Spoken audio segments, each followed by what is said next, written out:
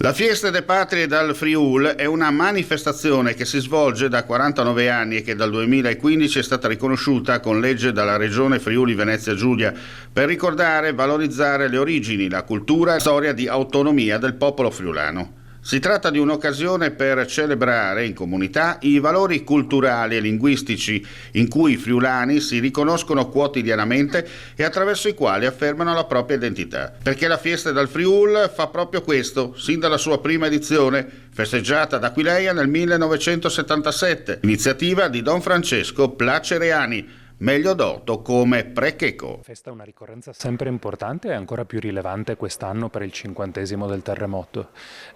Questa coincidenza oltretutto ci ha portato ad assegnarla a un comune in particolare, uno dei comuni simbolo del terremoto del 76, quindi al comune di Artegna, ma ricordiamo che Artegna sarà certamente la sede della manifestazione principale, ma in realtà queste celebrazioni coinvolgono tutto il Friuli Venezia Giulia e non solo il Friuli Venezia Giulia, visto che come al solito anche questa volta i bandi sono aperti anche per i comuni veneti friulanofoni che possono aderire alle nostre risorse, possono attingere le nostre risorse per celebrare degnamente quella che è la ricorrenza più sentita e identitaria del Friuli Venezia Giulia. Presidente, allora, la Fiesta dal Friuli il 3 di aprile, tutto pronto. È una grande festa per tutti i furlans, la 49esima festa che lei ricordalu che aveva fatta tra l'altro proprio ai quest di cui che l'ha fondata questa festa, quindi perché con Placerean, Francesco Placereani, che era in Montenars, ma soprattutto all'el quest lì che purtroppo è stata la grande tragedia del terremoto e la grande ricostruzione, perché quindi ricorda anche questa situazione